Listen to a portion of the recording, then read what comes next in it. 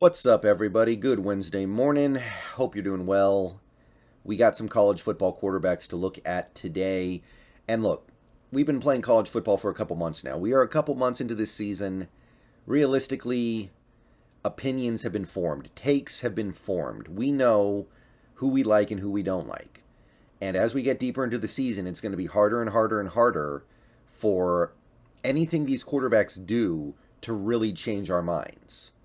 Like if CJ Stroud goes out there his next game and plays not very good, are people going to suddenly give up on him? No.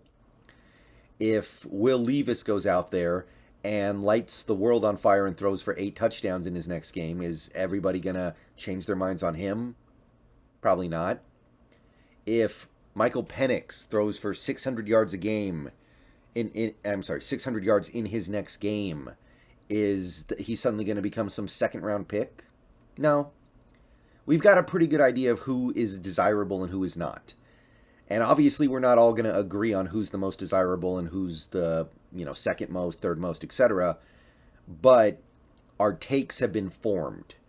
So there's not going to be a lot of movement on this list unless something significant happens. But there was some movement this week. Levis, I'm just going to say this. Will Levis is my number one until he does something to lose the spot. If Will Levis has a bad game, has a game that I truly consider to be actually bad, where he makes bad decisions, where he's responsible for things, then that would cause me to drop him. But it's his spot to lose because I like the way he plays. He's got a great arm. I like his moxie. I like the fact that he's able to play well despite not having amazing teammates. Remember, he lost 3 offensive linemen and a top receiver, I think Robinson, from last year, and he's still holding the ship down, or holding the ship together, as it were. So, to me, that's a top quarterback prospect. Great fit in this offense, too, by the way, while we're here. So, Levis is my number one. Hooker's my number two. He had a really good game. It was an easy game. In fact, his numbers were not even that big because he got benched really early because the game was a blowout. But he played well. Again, the question with Hendon Hooker is how are these teams going to perceive him? How do NFL GMs perceive Hendon Hooker? Are they just going to look at the player, or are they going to dock him because he's so old already? I don't know. We're going to have to try to get an idea going into the draft. We're going to have to try to get an idea for how these GMs are perceiving Hendon Hooker. But if they decide to just view him as the player that he's been over the past couple years for Tennessee, maybe he is a first-round pick. Honestly, maybe he's a mid or upper tier-ish first-round pick. What he's doing is incredible, and everybody knows now he beat Alabama. So if Hendon Hooker goes in the first, that kind of eliminates the appeal of him. The appeal of Hendon Hooker was you could get him in the second or third round. I don't think that's happening now. But he's really, really good, and unlike a guy like CJ Stroud, our next guy, even if he is a first-round pick, I don't think you're going to have to spend like a top 10 pick on him. Maybe it'll be mid to, I'd go as high as like number 12 overall, but more realistically, I think you are looking at a later to mid first-round guy. So CJ Stroud, obviously, still doing what he's doing. The main reason why he's not number 2 is because if you want Stroud, you need the top 3 pick. I don't think there's any way you get CJ Stroud without picking in the top 3.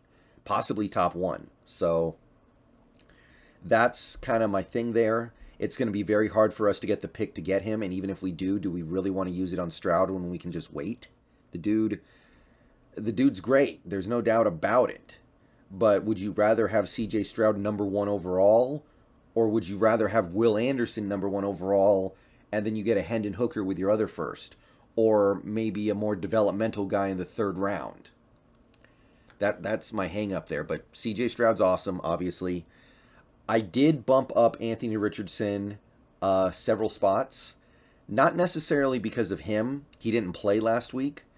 But I'm bumping Anthony Richardson up because the pathway to the Seahawks taking a developmental player, which is what Richardson is starting to open up.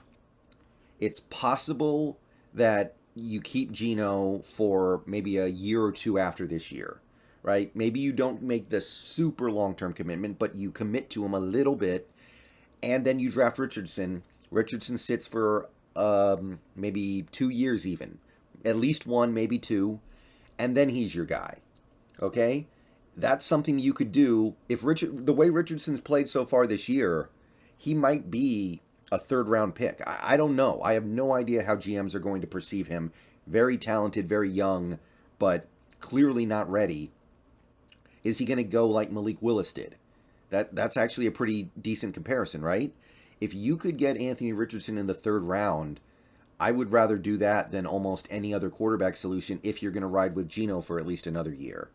So the developmental QB, I'm putting him back on the menu a little bit because Geno has opened up that door. So Richardson's there. Next up is another developmental guy, but he's in a slightly different boat for me, DJU. I think DJU is a guy who probably needs some work if he gets drafted in this upcoming draft. But I think he is closer to being able to start than a guy like Anthony Richardson. Now, DJ got dumped a little bit because he had a bad game. Quite simply, he played a bad game. It was a good test for him. Good defense he was playing against, and he sucked. He was bad. He got benched, and the backup came in and led the come-from-behind victory. So you have to move him down a little bit after that one. I still like him, and while I will concede that DJU needs some work, Ugalele is actually how you pronounce it, I guess. While I will concede he needs some work, I could see him being a year one starter and not being completely lost. So there's your next developmental guy.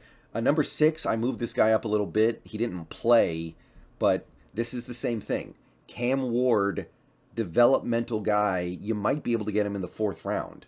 I don't know how things are going to break, but Cam Ward has very little credible college experience, and what we've seen from him is very inconsistent. In this QB class, if Cam Ward comes out, he might get left behind onto day 3.